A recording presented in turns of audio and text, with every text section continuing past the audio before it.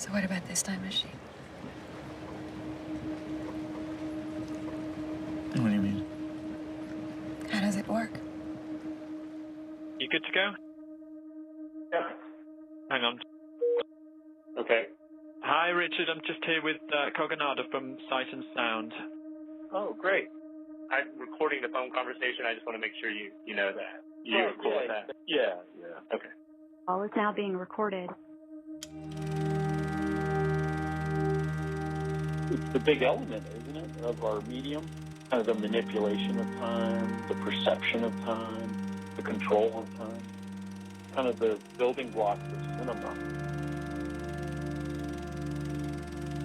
Time is a really powerful factor, but it is in all of our lives. You know, you look at a picture of yourself when you were 10 years old and stare at that for a second and look at yourself in the mirror. That's a powerful connection, you to that person, and we all have that. Antoine Douanel. I think it's more perception, you know? It's like how your brain perceives and unfolds through a day, or just the perception of an event. It's so human, whether you're in a waking or a dream state. I always have this strange feeling that I'm this very old woman laying down about to die. I just traveled all the way from the future. I was just with your 82-year-old self. You know that my life is just her memories or something. Like I'm looking back on my life. Like my waking life is her memories. But we're not real anyway, right? We're just characters in that old lady's dream. She's on a deathbed fantasizing about her youth. Livet. Ja. Livet en lang kæde af drømme, der glider over i hinanden. Cinema had existed for hundreds of thousands of years already, you know, in the dream state. And people knew immediately how to watch films because they had been doing it every night forever.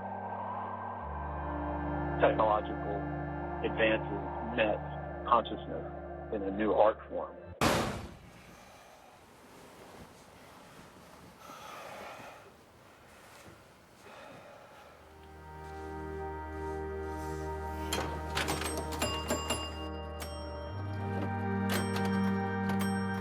And so time is actually just this constant saying no to God's invitation. I mean, that's what time is. That, you know, behind the phenomenal difference, there is but one story.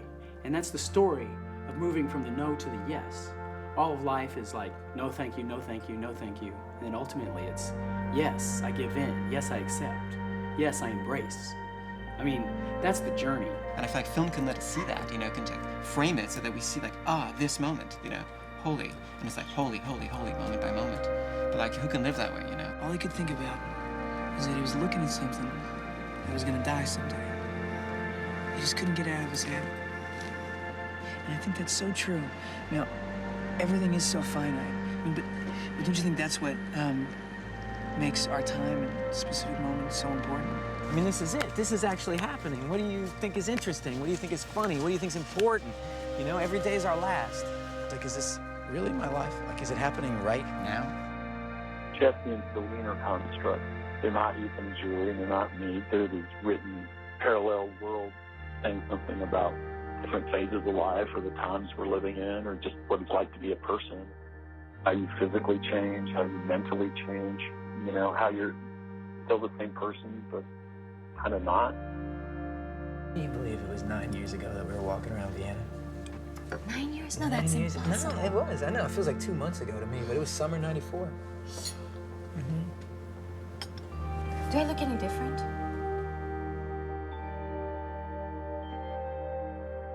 We've met before. Summer '94. Mistaking me for someone else? No. We even fell in love. Really? I vaguely remember someone sweet and romantic. Jump ahead 10, 20 years, okay? And you're married. And only your marriage doesn't have that same energy that it used to have, you know? You start to blame your husband. If we're meeting for the first time today on a train, would you find me attractive? Think of this as time travel, from then to now. Of course. No, but really, right now, as I am, would you start talking to me? Would you ask me to get off the train with you? Let me get my bag. I love the way the people seem to be dissolving into the background. It's like the environments, you know, are stronger than the people. These human figures are always so transitory. It's funny. Transitory? Transitory.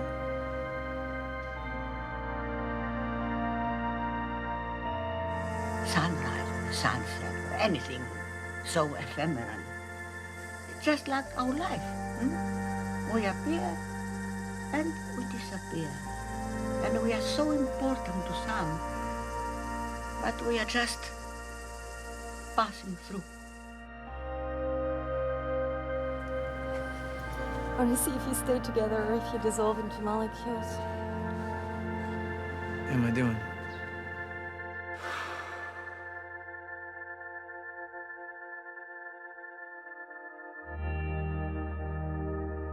I think once I grasped the notion of how long people live and how long the Earth has been here, the universe has been here, and then our little part in that, it's a beautiful poetic thing and kind of a haunting thing at the same time.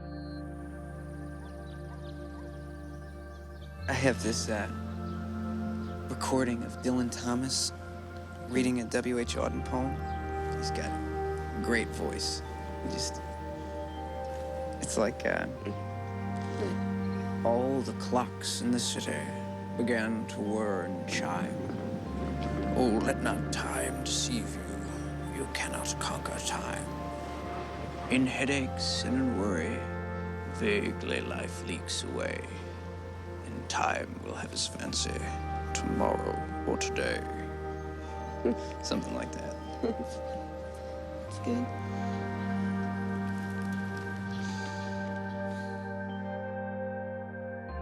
So what about this time machine?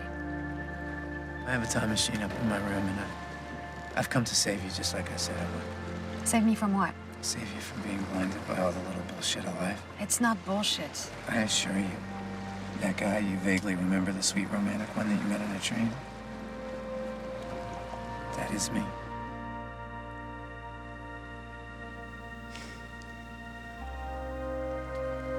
You know that my life is just memories or something.